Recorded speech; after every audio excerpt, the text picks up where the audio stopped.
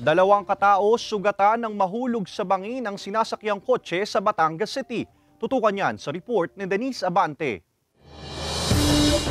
Wasak ang unahang bahagi ng sasakyang ito matapos maatrasan ng isang truck at mahulog sa nasa 5 metrong lalim na bangin sa gilid ng kalsada sa kahabaan ng Tingga, Itaas, Batangas City pasado alas 6 ng umaga kahapon. Ayon sa mga rumesponding otoridad, patungo sana sa Batangas City ang dalawang sasakyan nang mangyari ang aksidente. Nasa unahan ang cargo truck habang kasunod naman ito ilang metro ang layo ang kotse. Posible raw na nawala ng kontrol ang driver ng truck sa minamanehong sasakyan. Hindi niya po talastas yung daan. Akala po niya makukuha niya sa isang buwelo lang yung paahon na yon. Sa sobrang bigat po nung karga niya, lumus-us po yung kanyang sasakyan. Kahit apakan niya yung kanyang preno, hindi na po kumagat ng ayos. Agad na isinugod ng Batangas CDRRMO sa ospital ang mga sakay ng kotse na nagtamo ng mga sugat at gasgas sa iba't ibang bahagi ng katawan. Nagkausap na raw ang mga sangkot sa aksidente ayon sa pulisya. Sa ngayon, naialis na ang truck sa kalsada at nadadaanan ng muli ang lugar habang ang kotse hindi pa rin naiaahon sa bangin.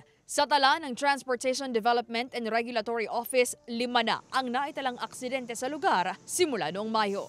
Simula noong May 31 hanggang sa kahapon, nakapagtala ang ating tanggapan ng 5 major incidents. Sa palagay namin, yung design mismo ng karsada ang dahilan ng pagkakaroon ng stalled vehicles at iba pang klaseng aksidente. Maaaring isa sa mga dahilan ng overloading. Ayon pa sa pamunuan ng TDRO, nakatakda silang maglagay ng mga signages bukas at inaayos na rin ang papel para mapalagyan ng street lights ang bahagi ng kalsada. Sinisikap pa ng GMA Regional TV Balitang Southern Tagalog na makipag-ugnayan sa mga sakay ng kotse at driver ng truck para sa kanilang pahayag. Paalala naman ng otoridad. Para doon sa ating mga tracking, check natin yung ating safe weight load.